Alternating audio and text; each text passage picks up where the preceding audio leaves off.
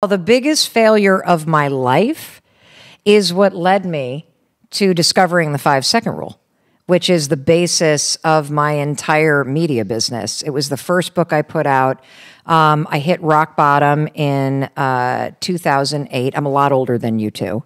I'm like your older, saucier sister. You probably think that yes, you better have your seatbelts on because I'm ready. Here we go. This is going to be a ride. No, I hit rock bottom. My husband's restaurant business was failing and I had been laid off. The recession hit the United States and I found myself at the age of 41 with 3 kids under the age of 10, unemployed and nearly $1 million in debt. Wow. We had secured the restaurant business by cashing out our life savings, the kids' college plans. We had taken out a home equity line because, hell, that's free money. We had cashed out our credit cards. We had shoved it all in, and the first location had done dynamite, and the next 2 were complete dogs.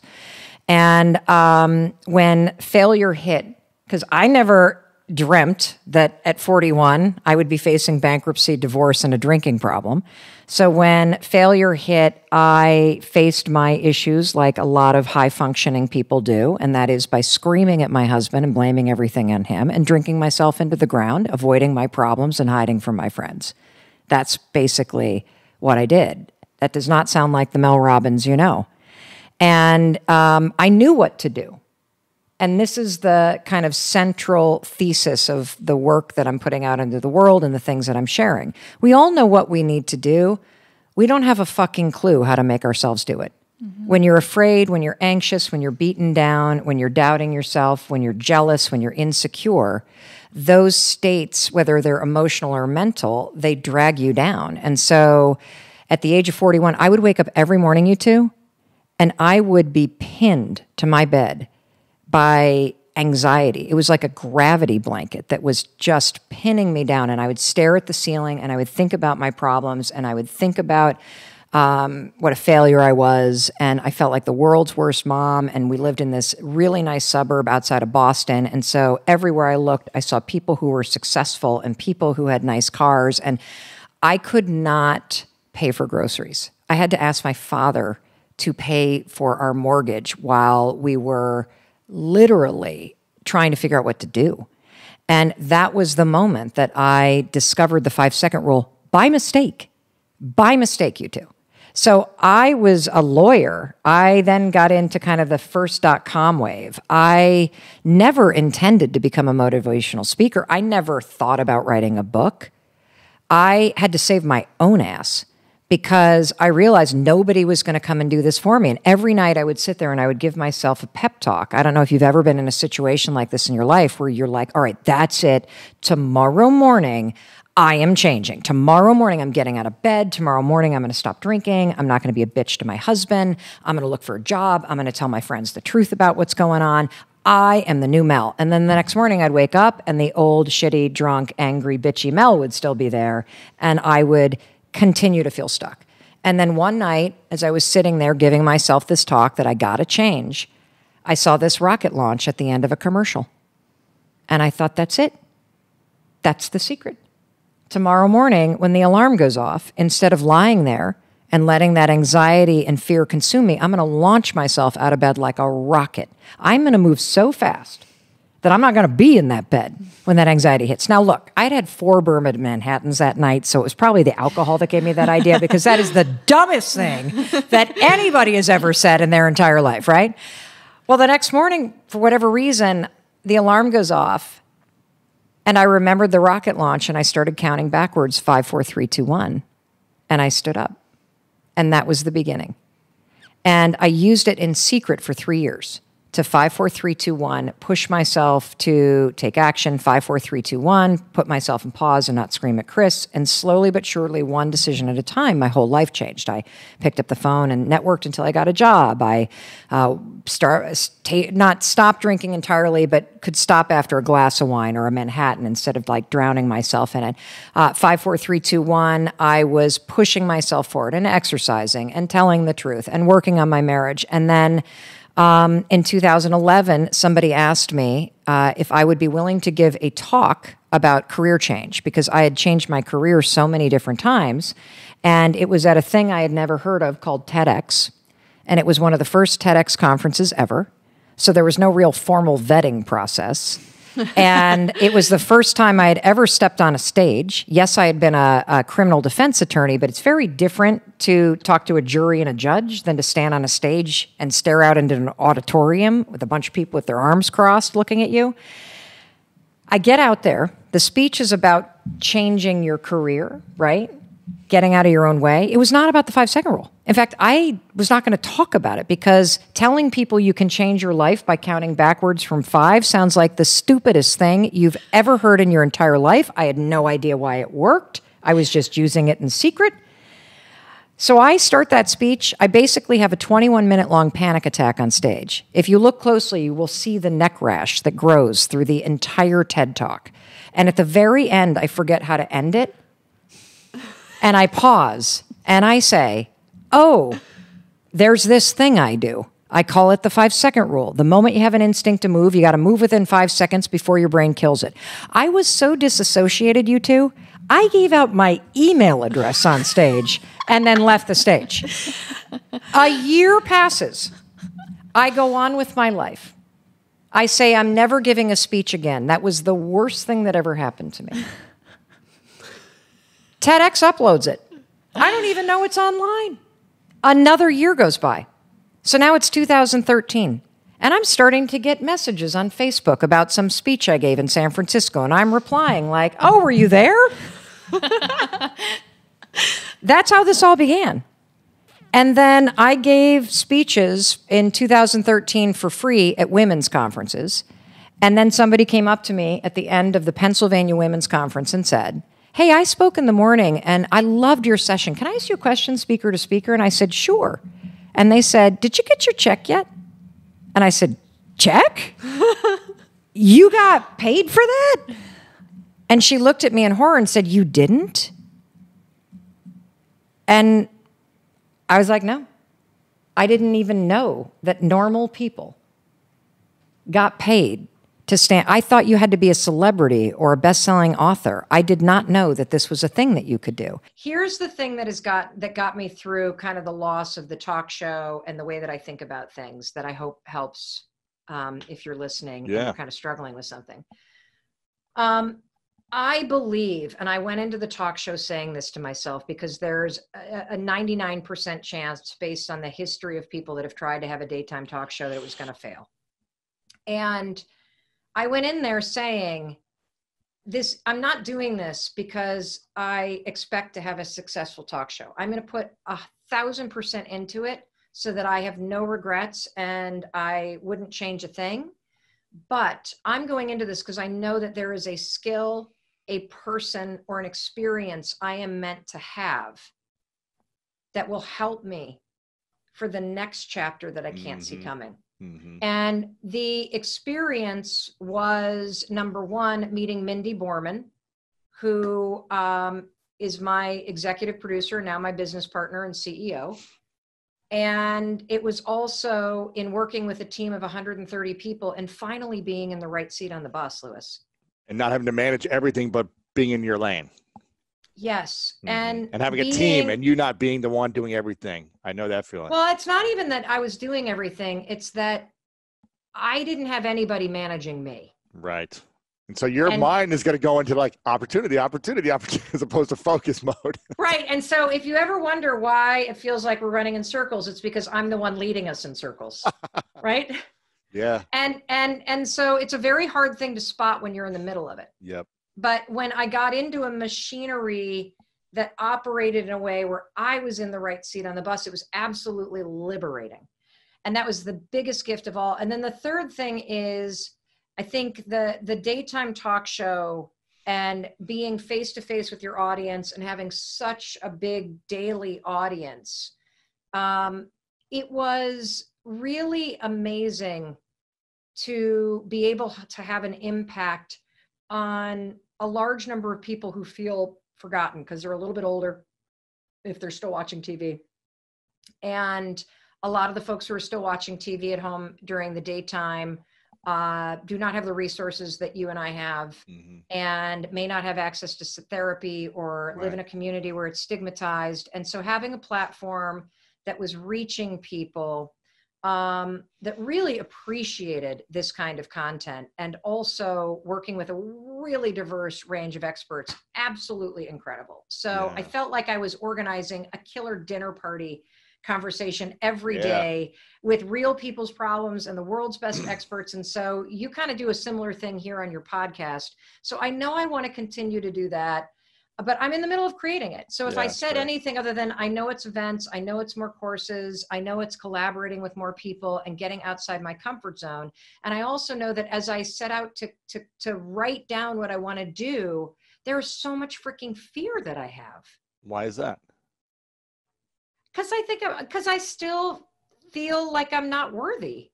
I feel like I don't deserve it. Like it's old bullshit. And I think that's the other thing about patterns, everybody, is just because you identify.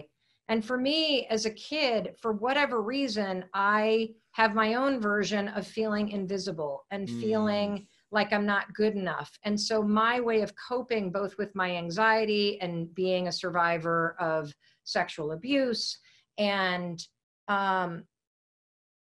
wanting love, which we all need, is I was like an overachiever. And so I'm the kind of person that's super busy and a go-getter because it got me attention.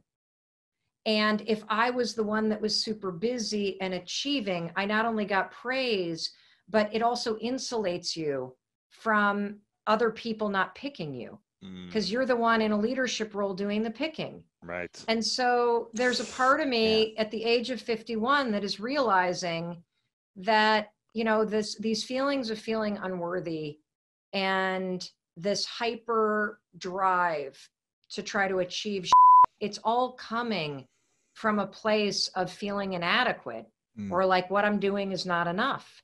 And still, so that's at 50, having the talk show, having a best-selling book, having the Audible originals, having the platform everywhere, having the impact, it still don't feel, being the most booked female speaker in the world, like you still don't feel. It's so stupid. It's annoying. And human beings are annoying. We are stuck with this wiring. Like if you think about it, like all of the crap you believe is probably a hangover from age 0 to 10. That as adults, we walk around thinking the same stuff we thought as kids. And I can't stand that I feel that way, but knowing it, it allows me to catch it before it stops me from having an event or writing that next book or taking a risk. What do you think the biggest fear is? Because you say not worthy or not feeling enough. Is that? I mean, it's just people liking me. I think like being a people pleaser. Yeah. We're so similar in every way. It's crazy. It's great. I want people to like me. What happens if they don't like you? It's lonely, dude. What happens if 99%? What happens if 99% of people like you and 1% doesn't like you? Oh, I don't give a shit about that. Okay, but if it's like if it's 50-50, I think that the work that we all have to do, every single one of us, whether you bulldoze, whether you people please, whether you avoid conflict, whether you're impulsive, whether you yo-yo your decisions. Whatever it is that is your pattern, the constant trashing yourself. I think the journey of your whole life is figuring out how to truly like and love yourself. Yeah, it's so true. I mean, I remember this was my whole life, was never loving myself and needing to go prove to others originally that I'm worthy. This was happening in sports and business until I started opening up and accepting myself and taking off the mask when I turned 30, talking about sexual abuse and just kind of saying, screw it. I don't care what people think about me anymore. This pain inside is hurting so much. It's not worth living with it. So I'm going to start sharing and allow myself to heal and allow myself to finally love myself. And it's so funny that we could just write a book with 2 words that says love yourself. And that's all the book needs to say, because a lot of us never remember to love ourselves, remember to acquire skills, which are important, remember to love other people, remind ourselves to take care of our health. But if we don't love ourselves internally, if we don't think we can give ourselves a hug because we're not deserving of it, then none of this stuff is going to matter to the point of we're always going to need to do more to feel something. Right.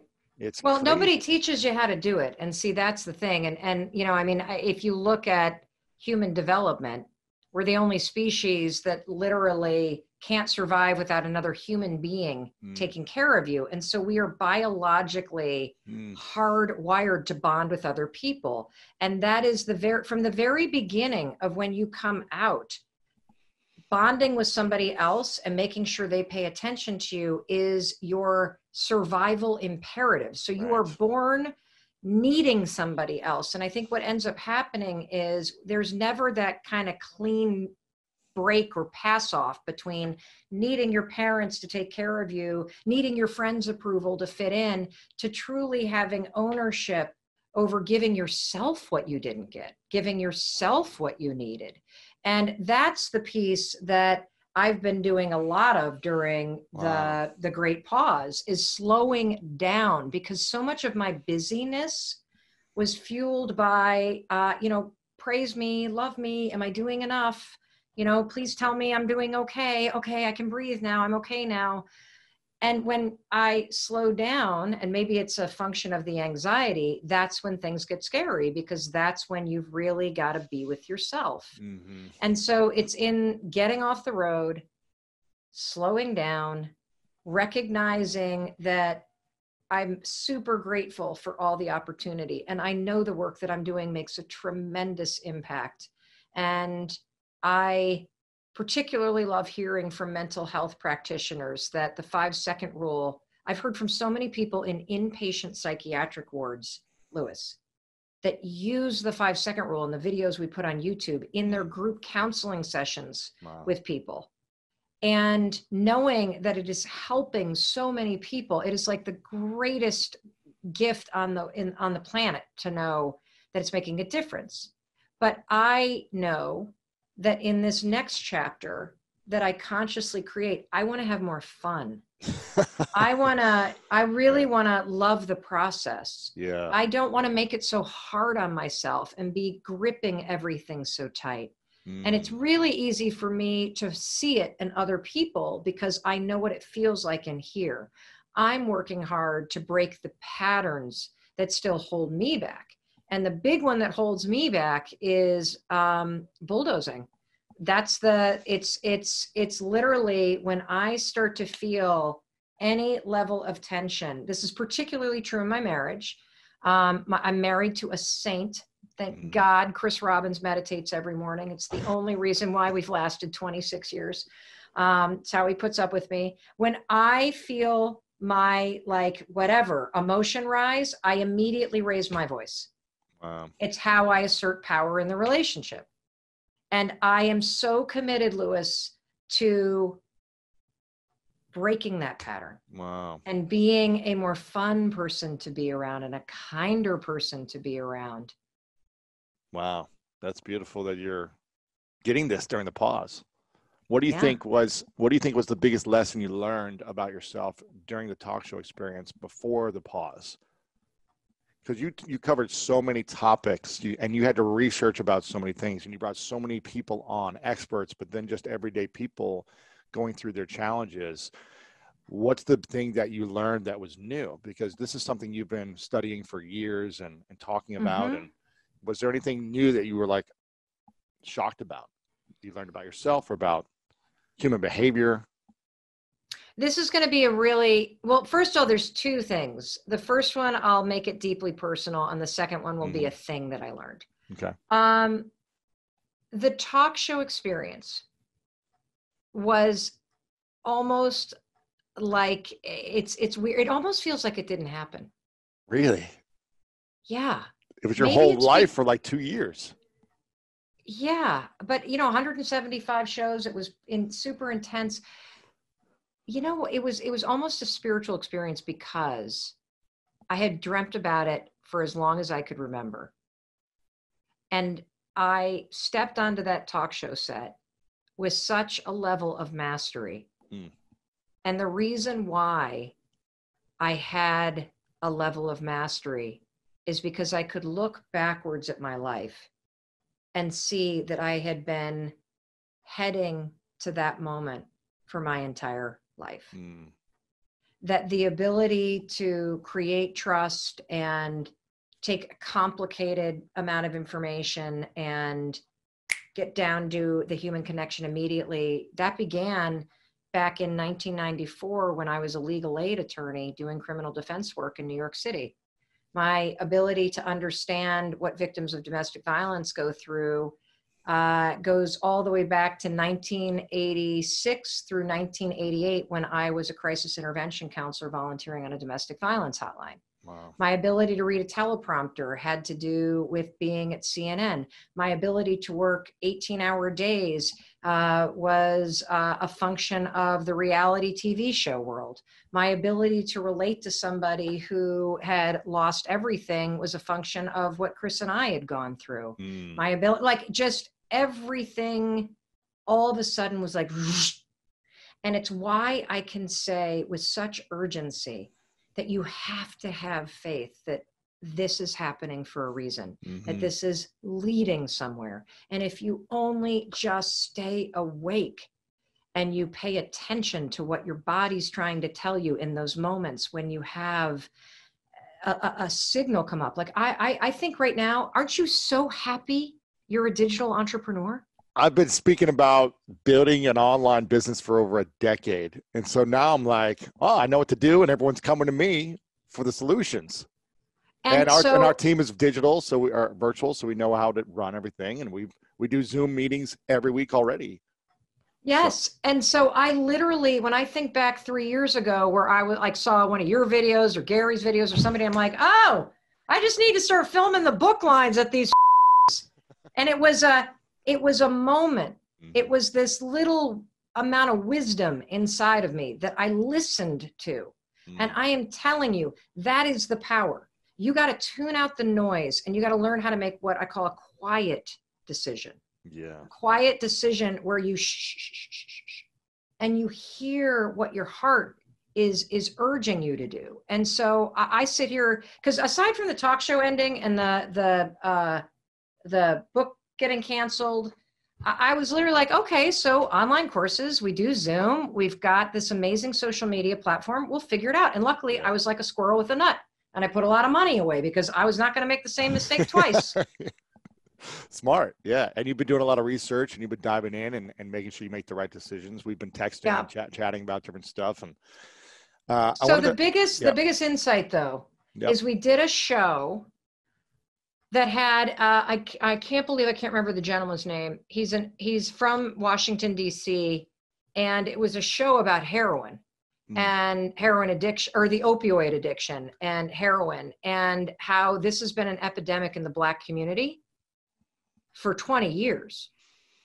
And it only became a big national story because opioid addiction got linked to heroin abuse and it became a white problem.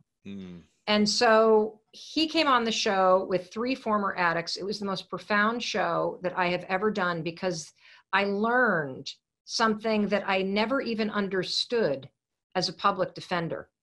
And that is living in poverty and living with systematic racism creates trauma. And when people experience trauma in their bodies and in their nervous systems, your response, particularly if you have no resources or treatment, and the vast majority of us do not get treatment for the trauma that we experience, most of us want to numb it. And he connected the dots between the chronic trauma that the folks that he was serving had experienced growing up in extreme poverty, around violence, dealing with racism and bigotry and violence, and the natural inclination to reach for something to help you numb that pain. And he connected the dots between deep emotional trauma and addictions that result in a way that I had never heard anybody explain so eloquently. And it was such an eye-opening experience. Welcome to an absolutely heroic episode of the Mel Robbins podcast. It is my favorite time of year. I am in such a good mood. What time of year am I talking about? Graduation season. I love graduation season. First of all, do you remember your graduation? You got the robe on, you got the cap on. Maybe you were smart enough to get those braid things that people get that are really smart. Everyone's celebrating you. Your family comes into town. You finally finished your final exams. You're done. And you've got this casserole of human emotions.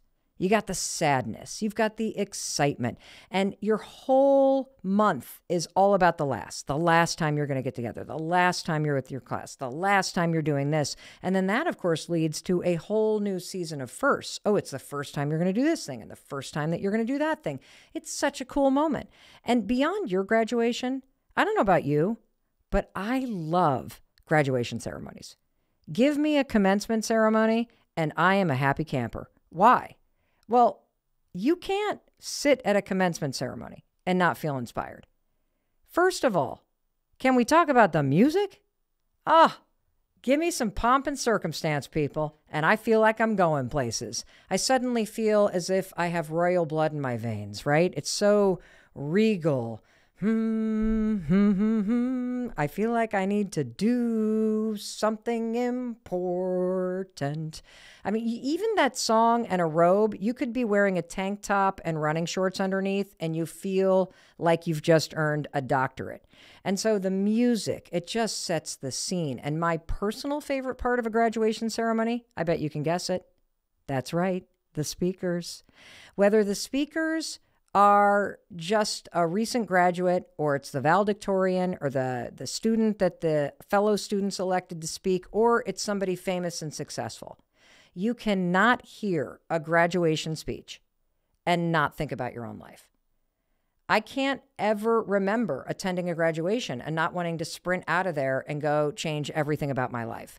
And just last weekend, I heard one of the best graduation speeches I think I've ever heard. And the speaker was Kevin Feige. He is the chairman, the president, the guy that runs Marvel Studios. So for our Avenger fans out there, Black Panther, Iron Man, Kevin Feige, he is so freaking cool. And you want to know something even cooler? His entire commencement address for USC, it was superhero themed. How freaking cool is that? Not some generic, here are 5 takeaways about resilience kind of bullshit. No, this was personal. It was hilarious. It was poignant. And there were lessons that he shared that I feel personally more applicable to my life than even the graduates sitting there. And so I want to share a few of those lessons with you, okay? So first of all, I love this. Failure is never the end of a hero's story. And it shouldn't be the end of your story either. Second thing that he shared with us. In life, always lead with a yes.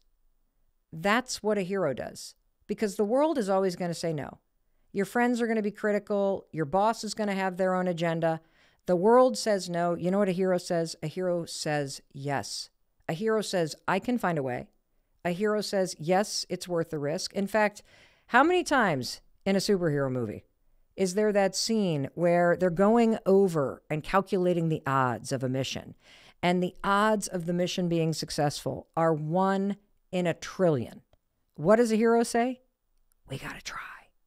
I'm going to take those odds, because a hero leads with yes. And that's what makes you a hero. Forget the superpowers, forget the weapons that you may have. What makes you a hero in your life is your ability to say yes, to pick yourself back up, to go for it, even when the odds are against you. That's what is going to make you a hero. And listening to him just last week, I was reminded of a simple truth. You have to be the hero in your own life.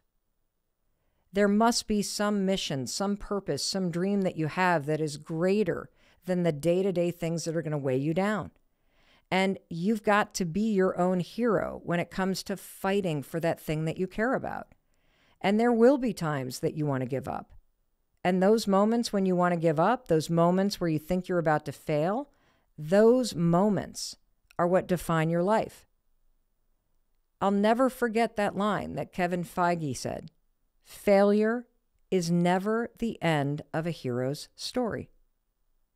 Oftentimes, it's the beginning of one. And that brings me to the episode today. Last year, I met a woman who was about to give up on her dream. See, she had always dreamt of being a touring stand-up comic, and in her wildest dreams, like this is the big one, when she allows herself to be the hero of her own life, she's got a series on Netflix. That is what she's been fighting for. And she had been working hard on this dream for 20 years. And she was about to give up. Throw in the towel. I'm done. But what did we learn? That failure is not an option when it comes to your dreams. And luckily for Barbara, she met me right as she was about to give up. And I gave her the coaching session of a lifetime. And what you're about to hear is me picking a woman back up and reminding her that failure is not an option. When you are in the fight of your life to make your dreams come true, you got to do whatever it takes. So I moved back home 2 years ago. Where was that? South Florida, the same place where. Okay. And I feel so safe and comfortable for the first time in my whole adult life. And You I was do? like, yeah. Well, no, not really. See?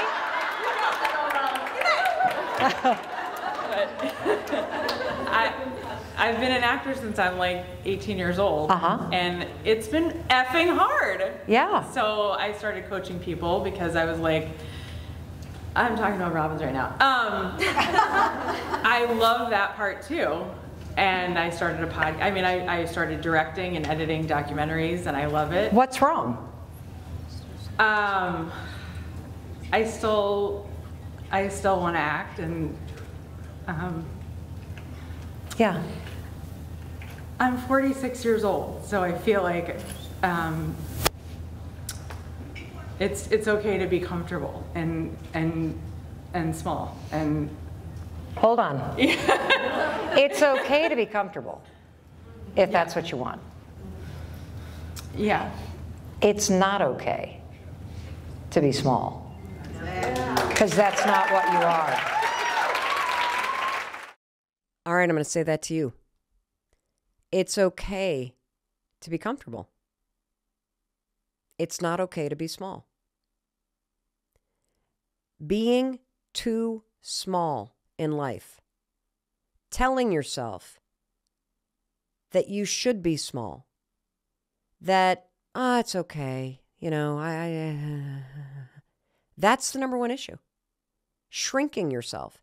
You see, for the last couple of years, every single January, I have taught a course about the science of dreaming. And not just dreaming, but dreaming big. And dreaming big as a way to create a whole new chapter in your life, a way to tap into your potential. And more than 200,000 people around the world have taken this Science of Dreaming course with me. And here's the number one thing that I noticed after teaching this course over and over and over again to people around the world. It's that telling yourself that you're small, putting a lid on your own dreams, on your own potential, convincing yourself that meh is okay, that's the biggest problem. If you're somebody who doesn't know what you want, I guarantee you it's because you do things that make you feel small. And then you tell yourself that's okay. And here's the thing that I'm really worried about. I'm worried about the fact that if you continue to do this, if you continue to tell yourself, I don't know what I want, I can never have it, I'm 46, I tried, it's hard, it's not going to work out for me. If you are the one that is against your big dreams in life, that is the reason why you're unhappy. That you are the single biggest, loudest voice for why you can't have what you deserve. That is the source of misery. That is the source of feeling lost. And so we got to stop that right now. Because the fact is, I don't care how long you've worked on your dreams, how long you've avoided your dreams, how long you've been scared of your dreams, how long you've downplayed your dreams. Those dreams are still very much alive inside of you. You're not supposed to be small. You're not supposed to be arguing against your dreams. Let other people do that. You're the one who's supposed to have the biggest and the loudest and the brightest voice when it comes to the matter of your dreams. You know, it reminds me of this quote that I just love. Let your light shine so bright that other people can find their way out of darkness. You know, if you're not supposed to be small, what are you supposed to be? You are supposed to be this big, beautiful flame. That flame that is burning so bright inside of you as you're marching toward the things that really call to you. That's your self-expression. That's your happiness. That's your creativity. That is a human being that is alive. And for those of you that look at me and that you're like, oh my God, Mel, like you're just so inspiring. You keep reinventing yourself. Every time I reinvent myself, do you know how I do it? It's because I start to realize I'm feeling small.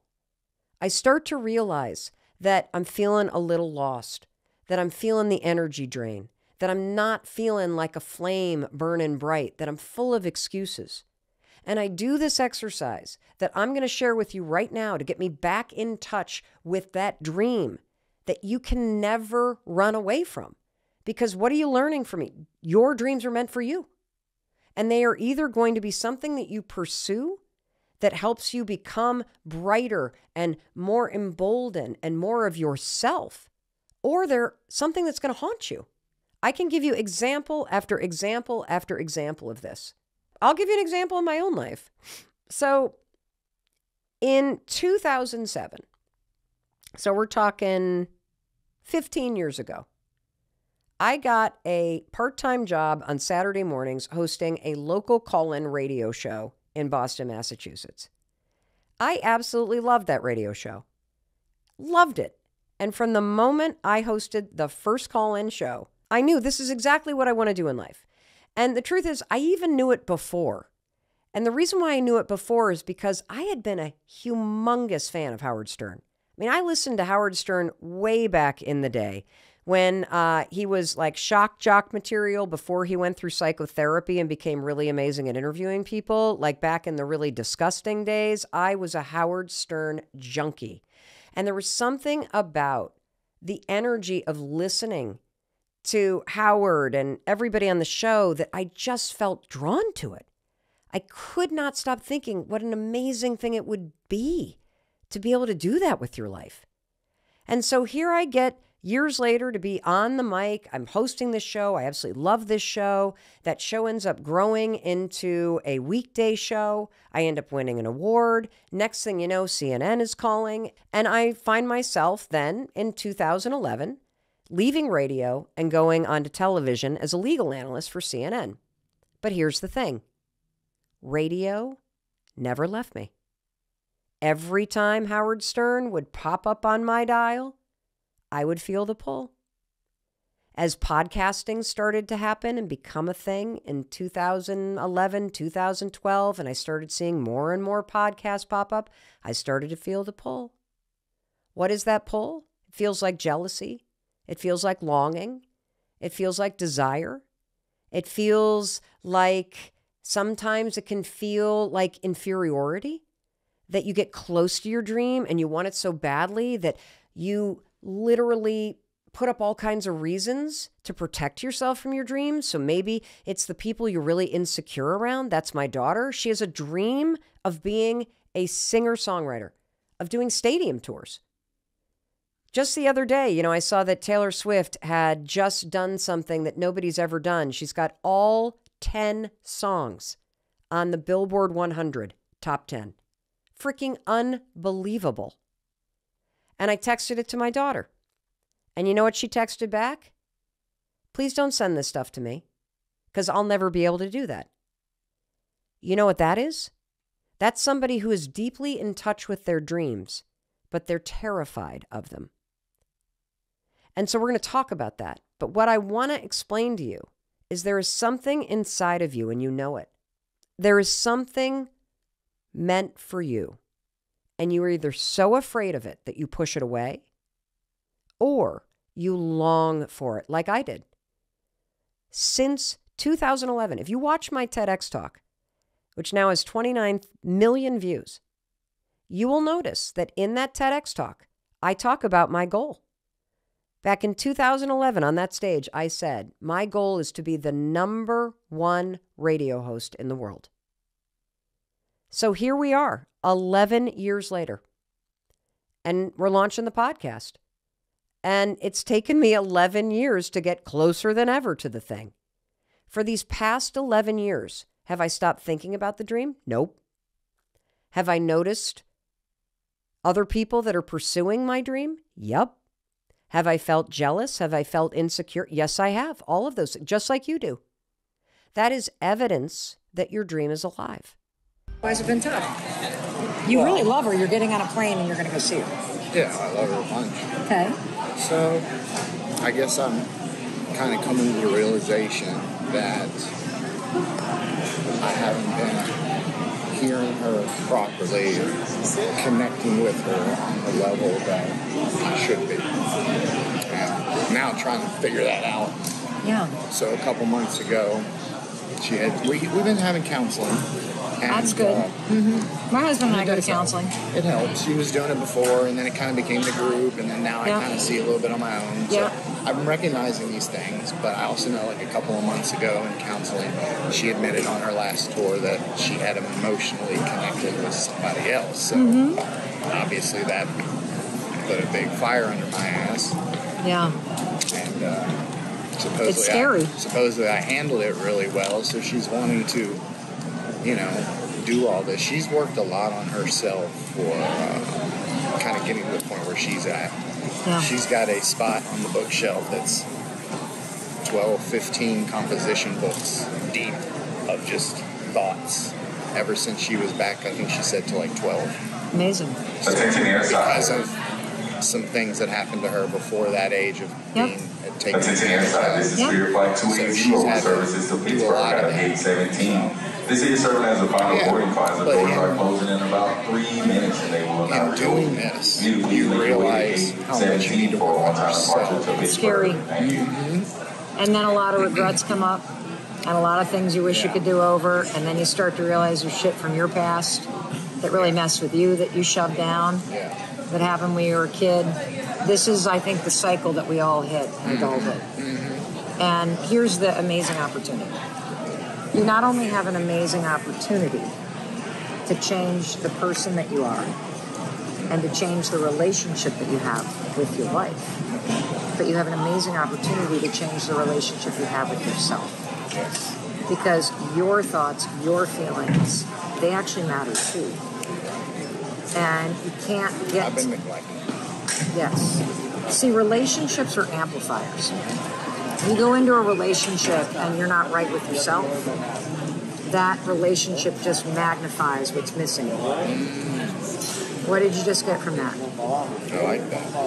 Well, it's going to expose those demons more. Yeah. And here's the thing that most men, at least in a traditional gender sense, don't understand. That it takes tremendous strength to be vulnerable. It takes tremendous strength to talk about the shit that's bothering you. Yeah. It takes tremendous strength to admit that you're wrong and to be scared. And that's actually what makes you connect more deeply to your partner. My husband of 25 years failed miserably in the restaurant business. Nearly bankrupted us. Lost it all. When he left the business, he was an alcoholic and completely lost and demoralized. And I did not know until recently, because it was through these rock bottom moments that my career took off. I invented this little thing called the 5-second rule that I used to get out of bed when the anxiety was so crushing. The only thing that would help me escape it was drinking myself into oblivion to numb it all out. And I started using this little brain hack to 5, 4, 3, 2, 1, shut down the noise in my brain and launch myself forward through the fear, through the pain, through all of it. And my whole life turned around. Chris's life turned around. I did not know until recently, when we've been in couples therapy, that the man has, for the last 8 years, just been beating the hell out of himself because he feels like he failed. He feels like he wasn't there for me. He feels like he didn't do his job providing. That's kind of where I'm at. Yeah. And then when your spouse starts to get successful and they start to find themselves, it gets very confronting.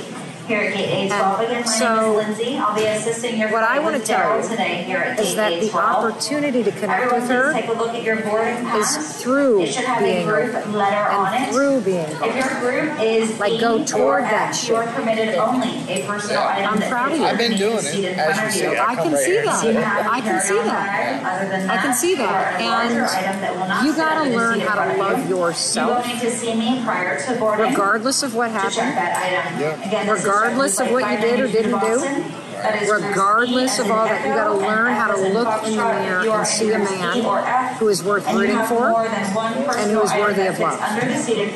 It is not too late to change this. It is not too late to change your life. It's not too late to change your marriage. But it's an inside-out job. You start to show yourself some kindness and some love. And you start sharing more of the stuff that's coming up for you. And that is the path that's going to actually heal you, and it's going to stop. Yes. Yeah. So to speak. Yeah. Definitely. Yeah. Just need my mojo back. I think that's what she met in me. I had a nice swagger and everything, but it's gotten diluted or by life. I think so. Maybe my own just being stagnant. And that's it. Accepting instead of keep pushing. You know, my good friend Joel Marin, who you should follow, just sent me a freaking thing that he wrote today. Oh my God, Joel! Praise you, Joel. Joel, I cannot believe this. Joel Marin, I'll give you his name. He literally wrote me this whole thing that he wrote today that you need to hear. Very shortly will not be open. This is your Wait till I'm going to find out. Marion. He wrote me this whole thing about the fact that when we are born, we have incredible potential, but so few of us realize what we're capable of. And he uses this analogy. This is in your DNA. You were created to be a Lamborghini in life. You have literally everything inside you to be able to perform like that Lambo. You're manufactured that way. That engine, 729 horsepower engine, is in there. That insane torque. You have unbelievable intrinsic ability to go from 0 to 65 miles per hour in under 3 seconds. But for most of us, we never experience close to those numbers that we are created to perform at. And so he tells a story about how he was test driving one, but the neighborhood he's in has like 35 mile per hour speed limit. Okay. He ended up not buying it because he never experienced the potential. Right. What you're talking about is you're talking about the fact that you actually know there is that inside of you. And when you lose your capacity that you were built in, and you stop growing, and you stop stretching yourself, and you stop pushing yourself forward and learning new stuff and expressing yourself, something inside you starts to feel like it's dying. Yeah. And so I'm telling you, that engine. Yes, it's still there. And the reason why it's still there is because you miss it. And you can only miss something you know. Okay. So I think Joel sent me that for a reason. In times of my life when I felt lost or stagnant, I say I feel like a racehorse tied to a pony ride at a kid's birthday party. Like I am built to fucking run. Yeah. And I hate it when I feel like just tied down like that. Yeah. And so there is something inside you that you've been holding back. What do you think it is? Not really sure. Well, I would take on a challenge. Not sure if it's a passion that I've ever tapped into or something that I've missed since, earlier years. Who knows? I think you should take on a challenge. I think you should take on climbing some mountain or some kind of race or some like fitness thing, something that's a little out of your comfort zone to give you something to push you. It doesn't have to be the perfect thing. Just something that you're up to is enough. Yeah. Gotcha. But I want to acknowledge you for the fact that you recognize that there's an issue and you're taking the steps to go make the effort. If you're getting on a plane, you're flying to surprise your wife. Not only that, but I deal with motion sickness, vertigo, and Awesome. and I don't drive well at night. So I've got the bands on. Great, they work. I took my motion sickness pills. I love that. I give you a high five for that. That's fantastic. We're doing what we can. You're doing it. Then does she know you? She doesn't know you're coming. She does now. Oh, good. She didn't a couple days ago, but then we were trying to do the pregnancy reveal to some of the family because we just found out last week. Congratulations! So she was all like, I'm going to do it. You're there. I'm here. And I want to video chat my family and be able to like tell them because she's up where some of the family is and she was seeing someone were coming to visit. So I told her, I'll tell you what, well, I'm actually coming up there. So she was pretty surprised, but you know. That's awesome. You're going to be an awesome dad. You want to know who the best dads are? Yeah. The ones who are actually right with themselves. That's true. The ones who are able to talk about their emotions. The ones who are able to be human. This is my second child. Like this is her first, but I told them like my son's almost 23. That's amazing. So to start over, it's like it's been a lot of emotion. You're not going to start over. You actually are building upon. Okay. And my son's been great. He's like, guys would be super impressed with how good my son is. He hasn't seen his mom since he was 6 years old, so I kind of raised him on my own. I mean, there's people in and out of the life, but you know, yeah. You got a moment in your life to make yourself really proud of yourself. Yeah, I appreciate it.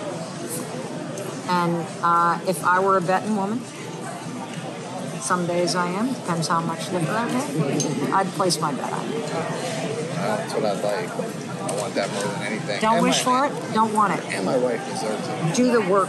No, hold on. What? Go ahead. You deserve it. I deserve it. Okay. Give yourself what you're seeking from other people. Seek redemption and forgiveness because you deserve it from yourself. And in my book, forgiveness means that you have stopped wishing things could be different. Accept everything that's happened or didn't happen as a lesson.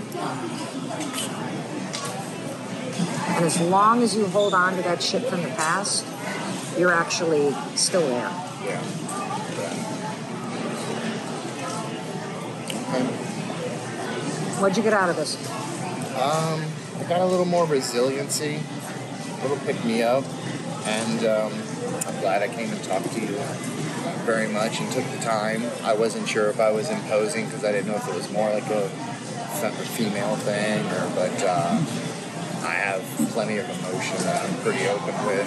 Sometimes too open, maybe. I don't think so. I'm also going to introduce you to my husband.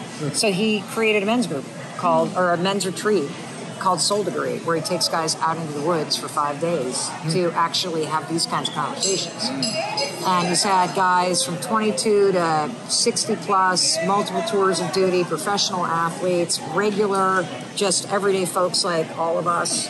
And it's remarkable. And what he also does, because he only does these a couple times a year, is he also has calls every month where it's guys get on and he leads a meditation and then there's a topic that y'all discuss and it's really freaking cool. And so I will make sure that you have his information and I will get both of your email addresses and I will have my team email you a credit so you can listen to one of my books on Audible. That's cool. I've been doing a lot more trying to listen to stuff and you know, you just don't know what direction to go because some stuff is just, some people just want to make some money on you and you know, there's so much out there. You just want to find the right path. Yeah. As best as possible. Yeah. So, awesome. Thank you. What are 3 things that very successful people run every day that helps them be successful? They get their ass out of bed. You and I both struggled with that. Oh my God. I still struggle with it. So do I. I don't think people believe me. It is a thing every day of my life. Every day of my life. It's such a trip. Well, I understand why. For me, anyway. I don't know the reason why it's hard for you, but there are levels of reasons why it is so hard to get out of bed for me and why you have to get your ass out of bed. And I'll explain why it's important in a second, but first I want to explain why it's actually difficult for me. So number one, from a physiological standpoint, it was very helpful for me to learn that your cortisol levels are their highest when you first wake up in the morning. And so cortisol being the stress hormone, it's also something that can then flood your body with a sense of like worry or heaviness or overwhelm. And so knowing that that was just a fact in terms of what's happening in your body was helpful. Second, for me personally, part of my childhood trauma was having a incident where, you know, somebody did something to me in the middle of the night. And that encoded an experience in my body that is triggered by waking up. Because at the age of, I guess I must have been like 9, I had an experience where I woke up one morning and an older kid had climbed into my bed and done something. And the second I woke up, Tom, I was in full alarm state. Fight or flight kicked in. I disassociated and I knew something bad had happened. And then I had a second response, which is, I did something wrong. Right. And so, you know, you talk a lot on the show about habits and how habits have 3 parts: the trigger, the pattern, the reward. Waking up in the morning is a trigger, Tom, for my body to remember this experience of feeling something's wrong. So that's the second reason. And the third reason is because I have fucking amazing sheets and my bed is super comfortable. And my husband used to be next to me, but he now gets up at like 5:45. He just rolls right out of bed. And I love to just stay in that bed, Dom, under those sheets. It's so cozy. It's so snuggly. It's absolutely amazing. And so that's why it's hard for me. I don't freaking feel like getting up. And then on top of it, and you and I both know this, that an object that is resting will stay resting unless there is a force that acts upon it to get it to move. And so it is always hard for me, and how I've resolved this is by basically realizing that there are a few things that I will never feel like doing. I will never feel like unloading the dishwasher. I will never feel like folding clean clothes. I will never feel like cleaning that damn cat box or picking up the dog poop in the yard. Yeah. And I don't ever feel like getting out of bed. And I still have to do it. It's interesting. So I think for me, my cortisol levels are too low. Oh. So whatever it is that gets people out of bed from a physiological level, I don't have that. So I've always felt, to me, it feels like the neurochemistry of sleep is slow to be flushed out of my system. Maybe it's just that the cortisol doesn't pump enough. And so getting out of bed just seems like this Herculean task. Because even if there's something I'm excited to do, I find myself still wanting to lay in bed. And then the whole warm and cozy thing, yeah, that goes a long way. Like even now, I will, if I'm sleeping alone, like Lisa's traveling right now, so I'm sleeping alone. So I always wake up before Lisa. So I can't turn the AC off. I need it to be cold when I sleep. Now, how cold do you keep your bedroom? 68 degrees. So I keep mine between 66 and 68, and that's also part of the problem. The bed is warm. Yep. And it's like climbing into an ice bag to throw those sheets off. Yes. So I give myself 10 minutes to get out of bed. 10 minutes? So yeah. That for me, going from 4 or 5 hours to 10 minits was like, oh my God. Well, that is a huge thing. Yeah, for so me, what do you like do 10 in minutes those 10 perfect. minutes? I try not to fall back asleep is the honest answer. So when I wake up, even though I've woken up naturally because I don't use an alarm. You don't use an alarm. I'm like, like I wake up rough. Like Lisa, in the beginning of our relationship, it was really almost contentious because I was so grumpy in the mornings. And I'm like, you don't understand. Like whatever the chemistry is of sleep, I have a hard time shucking it off. And I remember I heard a joke one time, I'm gonna totally bastardize this, but the guy was like, to all you morning people, what the fuck are you talking about? He's like, I don't even want to talk. Like, what are you people going on about? You're so happy, you're so smiling. And I was like, yes, that's exactly how I feel. So everything just feels when I wake up. So anyway, I give myself 10 minutes to get out of bed. And so when you're in bed, yep. Are you thinking about something? Are you looking at the ceiling? Are you no, like, I'm what are under you the doing? covers. So this would, I think, surprise everybody. I sleep completely bundled up under the covers. Like with the pillow over your head? Not the pillow, but the blankets. Oh, see, I put pillows over Pillow my head and I make a weighs little too breathing much. hole right here. That It's like a would- safety thing, I Yeah, think. I'm hiding. I couldn't have that on my face. On my body, that would feel nice, but not on my face. So I'm under the covers, Yeah. and now this isn't true historically, but for the last probably 2 years, I sleep with a book playing in With my a who? headphones. A book playing While you're sleeping? While I sleep the Why? entire night. It is incredible. What? And this isn't one that I necessarily recommend, but if people struggle to stay asleep, so I fall asleep easily. I have a hard time staying asleep. So I will Okay. wake up 3 times a night, every single night. The third one being the final time I wake up. Yep. And I have to switch my headphones out so they don't die. And I have 3 sets of headphones. So headphone 1, I fall asleep, and that's in-ear. Headphone 2, in-ear. Headphone 3, over the ear. You sleep with headphones. So are you on your back? Yeah. But Wow. it is unbelievably comforting. I can't even tell you. Is it the same book? Well, no, it changes once I finish the book. Okay. But I'll read it in these little increments because I have to keep rewinding it. And don't worry, we will get to the other 2 things that amazingly successful people do. But yes, so it's the same book Okay. until it's done. I read it in these tiny little increments. It's a specific kind of book. What kind of book? It has to be a book like, have you ever read like a biography of Lincoln, which happens to be what I'm reading now. And they'll spend like 17 pages on what the grass was like in his front yard. And so it's like, you don't have to like really scrutinize every sentence. You can sort of drift in and out. And so what ends up happening is I drift and then I'm gone. And I'll wake up, and let's say I started on chapter 2, Yeah. I wake up and it's like chapter 9. So I'm like, okay, I know to go back to chapter 2, and then I fall asleep again, and then I wake up again, I go back to usually chapter 2, and then I'll sleep. So when I wake up, I've got the book still playing. So then I'm like, well, I'm interested. I'll turn off the AC so it starts warming up. I stay under the blankets. So and I'll even pull another blanket over me so I start getting too warm. Yeah. Then I'm like, cool, my 9 minutes and 42 seconds are up. because I have a rule. I have to be standing up before the 10th minute hits. Okay. And so I'm up out of bed before the 10th minute hits. But that has worked like a charm for me. Wow. This is very complicated. I'm just sitting here about the management that you have to do around this. But but I think that's the most important thing about advice is everybody's looking for the silver bullet when in fact it's got to work for you. Yeah. That would never work for me. I'm already starting to think about why I sleep on this ear and what about the headphones, and I'd forget to charge them, and then I'd be awake and I'd be staring at the ceiling, and so that's fascinating.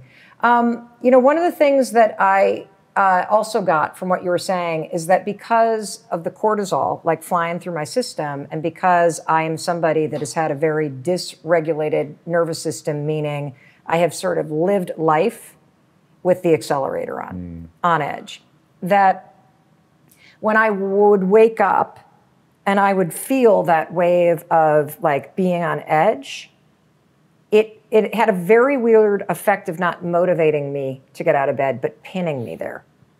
And ironically, intellectually, I know, and this is one of the reasons why it's important to get up, because if you can get up, you can start moving. And if you start moving, you can keep moving. And as you move, the chemistry changes and your mood shifts. And within 5 minutes, you feel different, even if it's just like a little incremental bit of difference.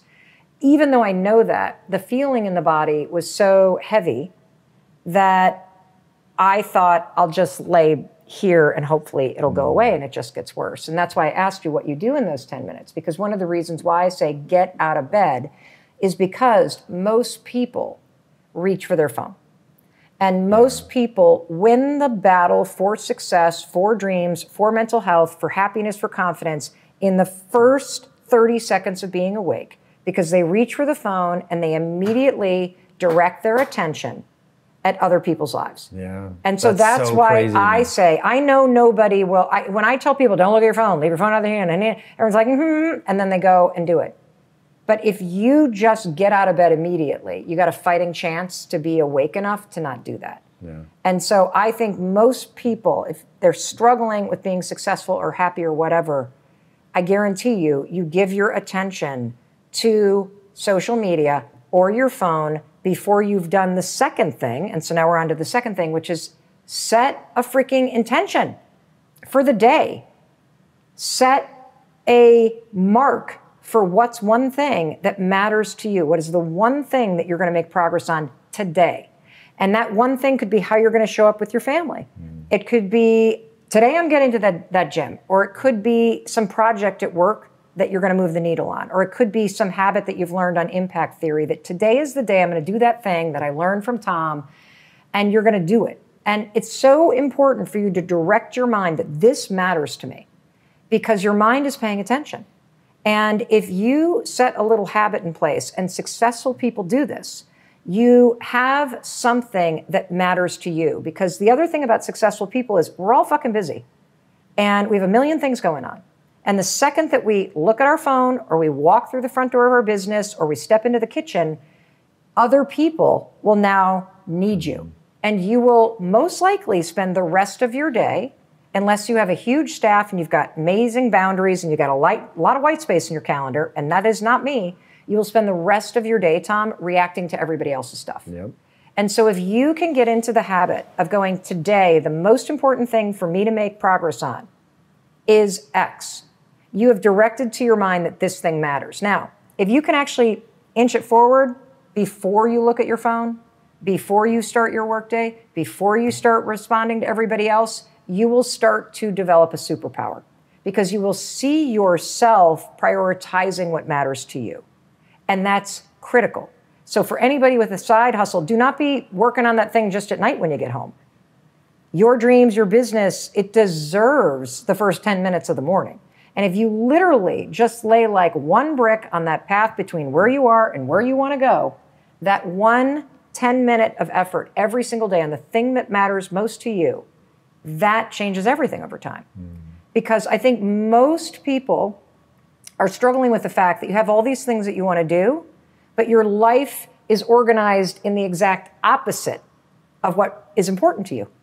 That you've let everybody else dictate how you spend your time. You've let everybody else kind of take over your day, and you haven't done the basics of waking up, get moving, think about what matters to you, and if you can, just inch it forward. You know, there's even research about this. I know you've talked about this too, the progress principle, which they've studied extensively at Harvard Business School, that when they look at very successful people and they ask them, okay, you know, what makes for a fulfilling week? And they were specific to work, but I think this applies more generally. What made for a fulfilling week for most people that are successful is I made progress on something that matters to me. Yep. I felt a sense of control and progress over the things that I care about.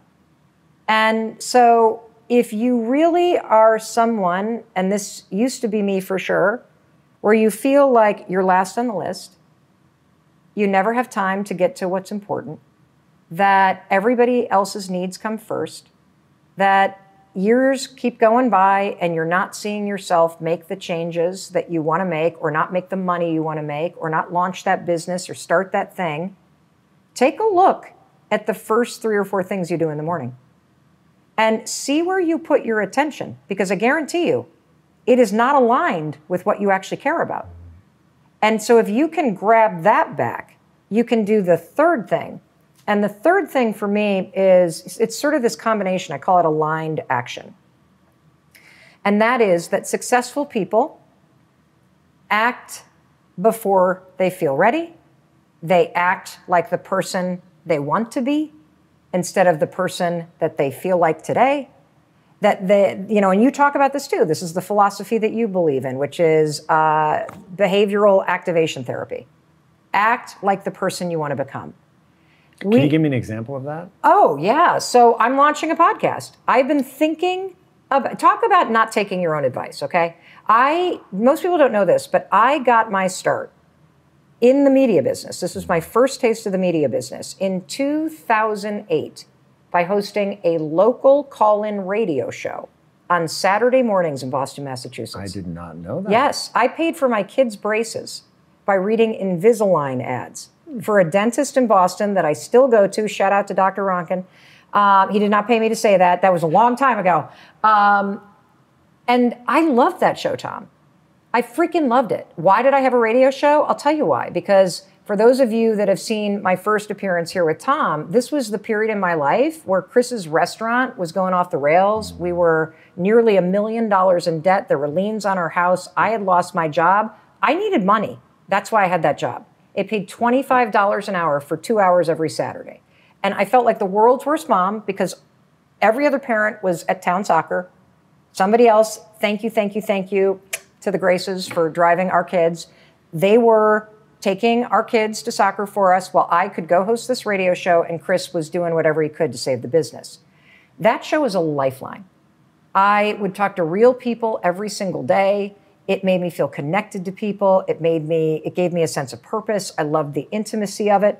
And so and that show eventually grew and it became syndicated. And then I won something called the Gracie Award for my coverage of Trayvon's murder. Whoa. And that got CNN's attention. And they called me and said, hey, we would love to have you be a legal analyst here. And so that then got me on CNN. And ever since I left radio, I have missed it. And I've been wanting to get back to it. And in the back of my mind, especially after I wrote the 5-second rule, I kept thinking, I need to launch a podcast. I need to launch a podcast. I love podcasts. I need to do this. And it mattered so much to me. I was so drawn to it, Tom, that I think that oftentimes when the dream is such a call, the excuses match the desire for it, right? And it was never the right time. I just talked myself out of it over and over and over and over and over again. And so finally, 18 months ago, I literally woke up one morning, I had my own wake-up call, and I'm like, that's it. You're going to let another 10 years go by unless you make a fucking decision to get started. How'd you get started? So you decide you're going to do it and take people into the weeds a bit. Yeah, okay. This is where I think people go off the rails. They're sitting at home thinking, yeah, I want to start a podcast as well. And I want to hear, because I know that you end up doing it on a way more professional stage, but walk people through who'd you call? Was it a relationship that you built 20 years ago? I want people to follow that. Yeah, so train. First things first, I went to my friend Google. Honest to God, even though I know Tom and I know Lisa, I was too embarrassed to ask you because, you guys are out here with all these millions of subs and you've been doing the show for a while. And same thing with Lewis. You and I have some amazing friends. And oftentimes I find that going to people that already seem like they're at the top of the top, that's intimidating because it magnifies, at least for somebody who's got a lot of insecurity like me, it magnifies the distance between where you are starting and where somebody is years down the road. Because part of your genius, Tom, is that it's easy to look at what Tom's built and forget the fact that this dude has been studying film since he went to USC for film school. This guy is an insanely successful entrepreneur that's bringing all of that sweat equity and learning to the table. This is somebody that's dedicated himself to years of figuring this out and sampling and editing. And so I personally find that when you go to somebody that's already there, it can be a little discouraging. So I went to Google and I'm like, how do you start a podcast? Honest to God, because I'm smart enough to know it's different than radio. And I didn't even know what equipment people have. I didn't know anything about, do you go to, how do you put a podcast up? Do you put it everywhere? I don't know. Is there a form that you put the title on and the captions and then do you send it somewhere? I know how to upload a video to YouTube. I know how to, but I don't know anything about this market. And so I went to Google. You're going to laugh at me, but I bought a course about podcasting. Not laughing at all. I studied a bunch of videos about the type of equipment that people bought. I then just started stalking people that are doing it. And I started to say to myself, okay, what does somebody that already has a podcast, what do they do that I'm not currently doing? And so the first step is obviously learn about it. Identify a group of people that serve as what I call your lights on the path. And so lights on the path are people that are anywhere from 1 step ahead of you to 10 years ahead of you. And these are all people that can guide you forward if you study what they did. And most of them, by the way, we live in the most magical period of time. You have no fucking excuse for not walking toward what you want. I realize it may be harder for some of us with mental health issues. I realize that not everybody starts at the same starting line because of bias and all kinds of things that can happen to people. But the bottom line is, through your actions and attitude, you can create anything you fucking want. And look, I'm sitting here saying I've been wanting to do a podcast for 8 years, and for 6 years, I was nothing but excuses for why I couldn't get started. And then finally, I'm like, fuck it, I got to start. And so you start by Google the topic. Number one, become a student of what you want to be first. That's the mindset. What can I learn? What are people doing that is calling to me? What are people doing that I don't like? And so as I started being a student of this, really important, that's why I say Google. Google is a search engine. Become a student of what you want to learn about or launch in your life. And there's a bazillion books, there's master classes, there's free videos, there's workshops. And what's so cool, people like Tom are unpacking this shit for you with people. And so you can also hear people's stories.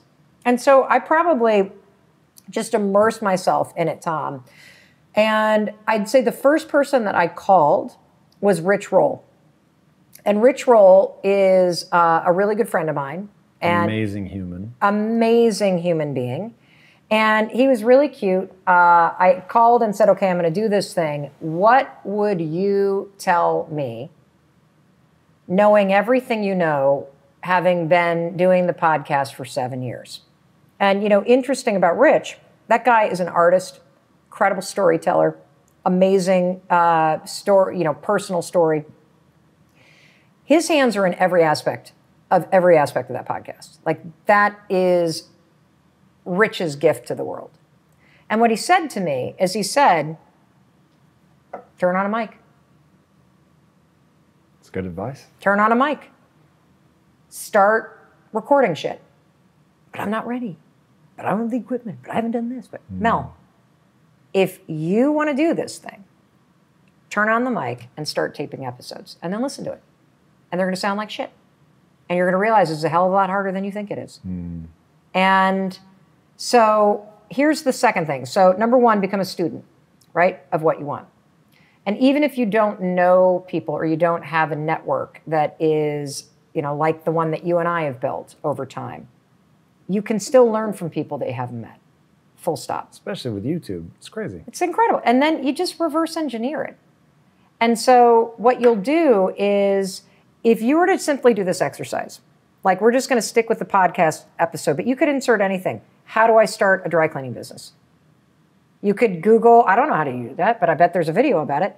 How do I start a catering business? Do I need a commercial kitchen to do that? Like, all these things somebody has figured out, and they have put a video out, or they've written a blog post, or they've written a book, or they're doing a course right now on it. As you're a student, here's your assignment from Mel Robbins. Write down all the actions that you're learning about that people do. Oh, for podcasting, I got to learn how to edit audio. Oh, I got to learn about equipment.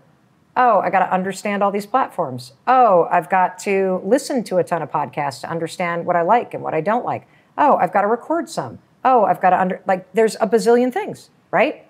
And so keep that list handy, because every day you can wake up and look at that list, and there is your roadmap to what you want to create in your life.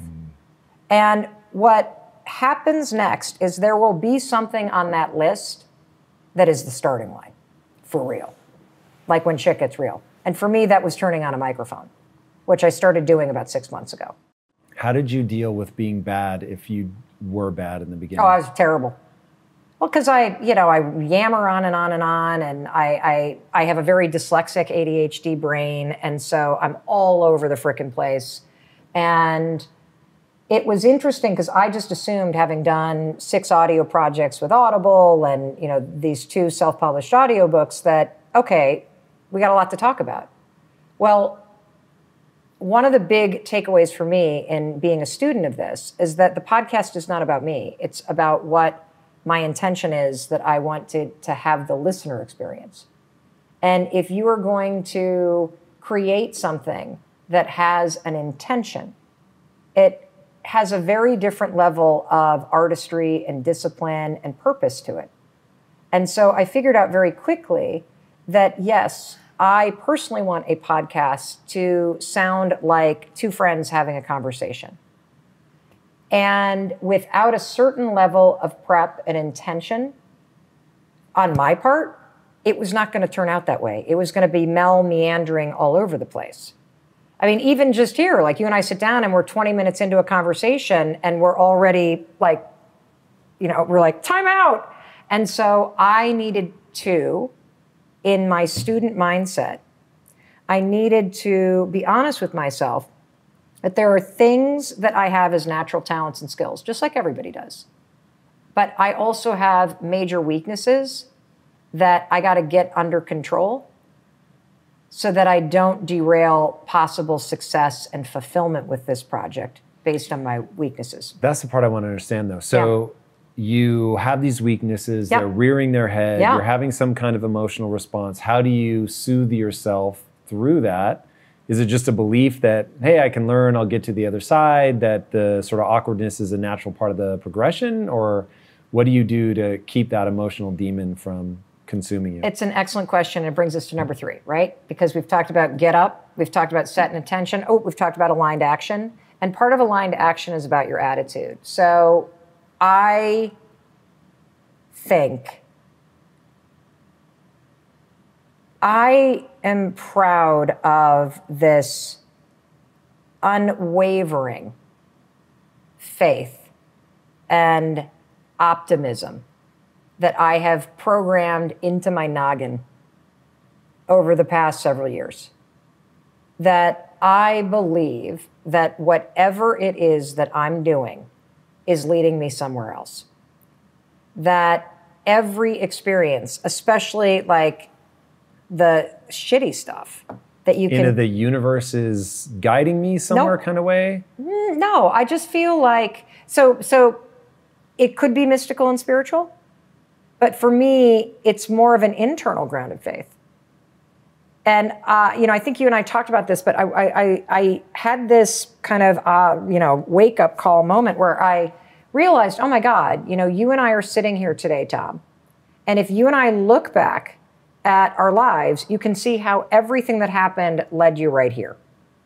And that even the hardest moments had a deep purpose in shaping who you are, your skills, your expertise, your heart, your soul, your habits, your perspective, and knowing that that's always been true. And do you believe that that's true? That everything that's happened to you has somehow prepared you for what's happening now?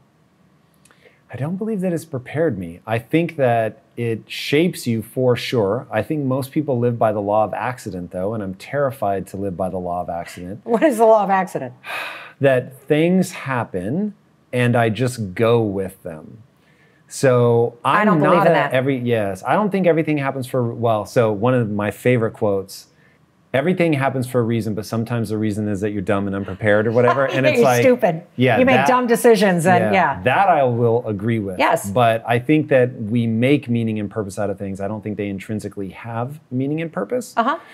So I think that I think the second law of thermodynamics is true, that everything leads towards entropy, aka chaos. And the only way to get it back on track is what you're walking us through, which is you inject energy back into the system. And so this idea of aligned action makes a lot of sense to me. You have to figure out, okay, I got out of bed, I set my intention, and now I'm going to do things that align with my intention. Yes. But that's going to be hard. There are going to be things that are knocking me off course. Yes. So it's interesting that you have a deep faith that I guess that you've made sense of everything? No, let me see if I can explain it this way. I know, I guess it makes me feel grounded, confident, and assured that all the shit that's happened back there, stuff I would not want to repeat, but if it brought me to here, I would, that it has shaped me, prepared me, it has had a purpose. Do you think things sometimes shape you for the worse, though? I think things shape you for the worse until you get the lesson or the wake-up call or the frustrated kind of rock bottom moment. Is Mel Robbins just unusually good at making use of that? I actually think you are. Oh, I think that I hate the fact that I have to hit a fucking wall. to As change your direction. audience, though, it's really interesting. So for the audience, one of the first things you said when you got here was, I'm actually doing really well right now. I've learned to like reject all the self-hatred and beating myself up and all that. Yeah. And my reaction was, that's amazing. Yeah. But you've made such extraordinarily good use out of all your struggle. You are uniquely able to take that mess of life and turn it into this really simple idea that people can deploy immediately. I literally find it comforting knowing that somehow every experience of my life is going to be connected to something in the future. Because you're good at learning lessons. I have to put that caveat. Yes. And when I believe that the shit that's going on is going to somehow connect to something in the future, it allows me to be more resilient. It allows me to be a little bit more, is it objective? Yeah, objective when things are going wrong or when I'm in a really low point or when I listen to my first couple like episodes that I record. Okay, Rich Roll, I'm going to do a podcast episode now. And I listen, I'm like, holy shit, this sucks. And I just took on an advertising part. Like, this really sucks. I got a lot of work to do. I go, yeah. And thank God you had that call with Rich. And thank God you're listening to it. Because you're right, Mel. If you want this to really make a difference in people's lives, if you want to really do something awesome here, you're going to have to fucking like learn something new. Walk me through that process. So what are you doing now? The first, or what did you do? The first few episodes oh my God, were dude. not Like before I came here, so we have taped about 17 versions of episode 1. Not because I'm like trying to be perfect, but because I have a certain standard for what I want to put out there. And I literally, as we've gotten closer and closer and closer and closer and closer to launch, I just knew that what we had put out was not what I was supposed to put out.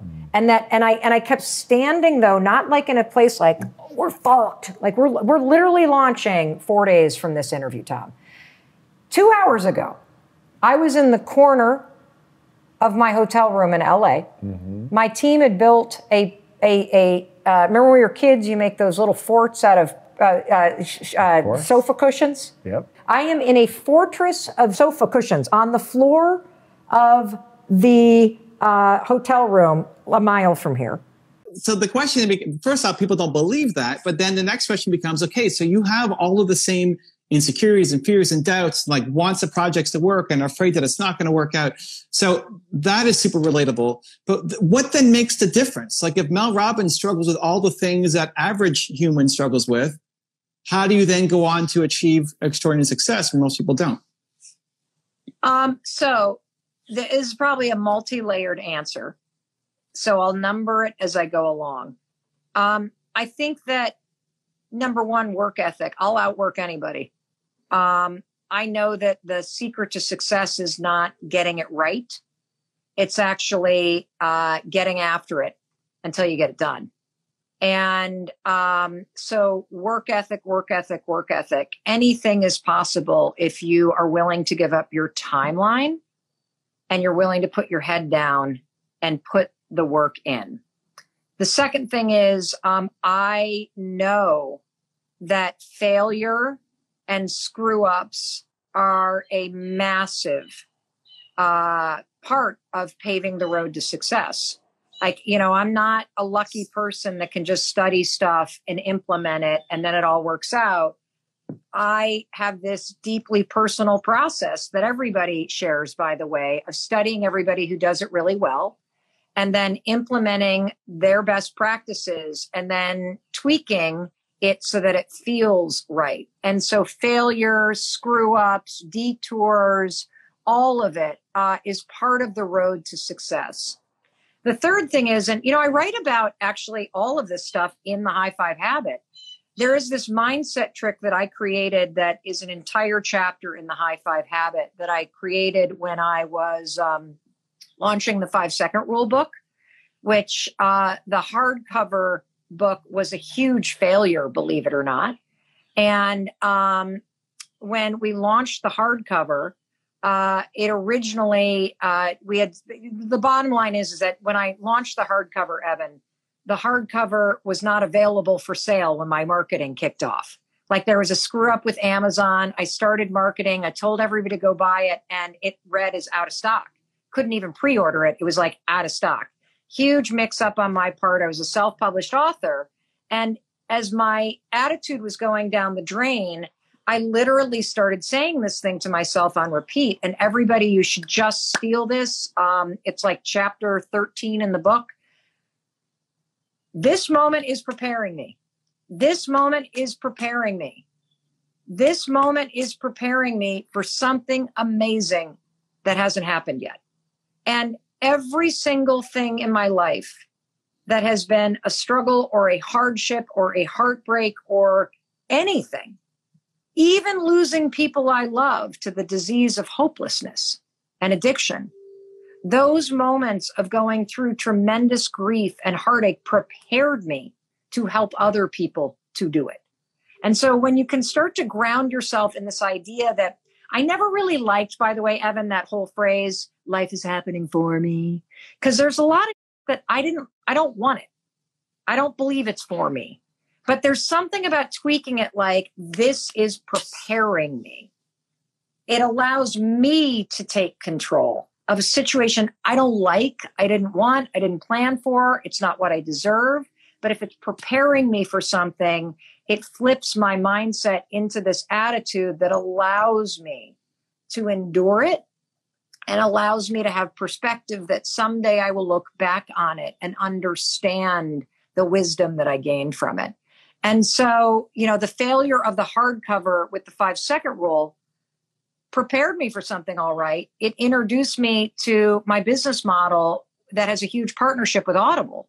Like the 5-second rule, because of the failure of the hardcover, became the most sold and listened to audiobook of the year of all of 2017 and opened up a whole new business model.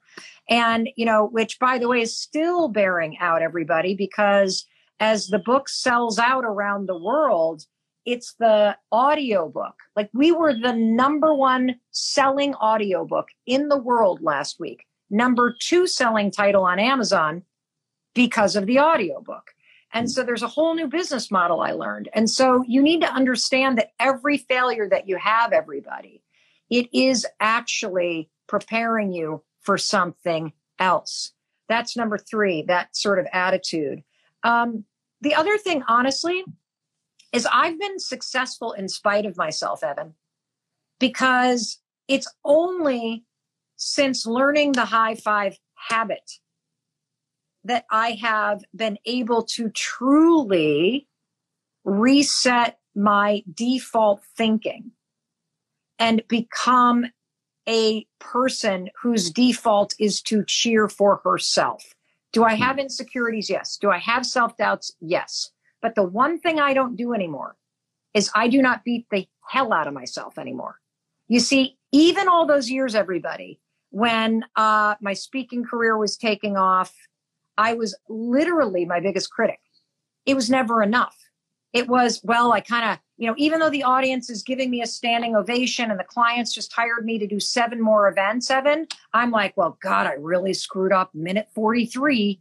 I really blew it that time. Like I was relentless with myself. And there's a difference, everybody, between having a level of excellence in what you do and high standards, which I know Evan has a level of excellence in what he does. And he also marries his process with excellence. But that's very different than relentless self-criticism. You know what I mean? And what happens with relentless self-criticism, self-hatred, self-doubt, all of that beatdown is that, number 1, you slow down your progress. Number 2, you miss opportunities. Number 3, you lose inspiration and motivation because everything is a grind. Number 4, you have no joy in what you're doing because you are singularly focused on finding stuff that's not going right. And number 5, you literally will never be happy and content because you're not allowing yourself to celebrate and empower yourself for all the things you're doing right, which only creates more positive momentum. And it was the high five habit, something I created by mistake in April of 2020, that completely changed my habits, my attitude. The reason why this is the most successful thing I've ever done is because I'm different. Using the high five habit, I've asked for help. I've gotten out of the insecurity of needing to do it all myself. I'm enjoying the process of it, even though it's kind of a show behind the scenes. Like, this is just the greatest gift in the world, because it changes how I experience my life. And that's the biggest thing, everybody. That's the final takeaway in terms of success, and why most of you don't have the success you deserve, because you're too hard on yourself. You are focused on what's not working instead of celebrating what is. You're beating the hell out of yourself every day, which is demotivating. If you want to be more successful than you could ever imagine, you must read the high five habit. You must start to put these practices in place. You must start to see the good. You must start to flip your attitude when it's going down. And you must be able to use the tools in here to become somebody that is supportive, encouraging of yourself. Hey, it's Mel. Thank you so much for checking this video out. And if you like this one, I have a feeling you're going to like this one too. I'll see you there.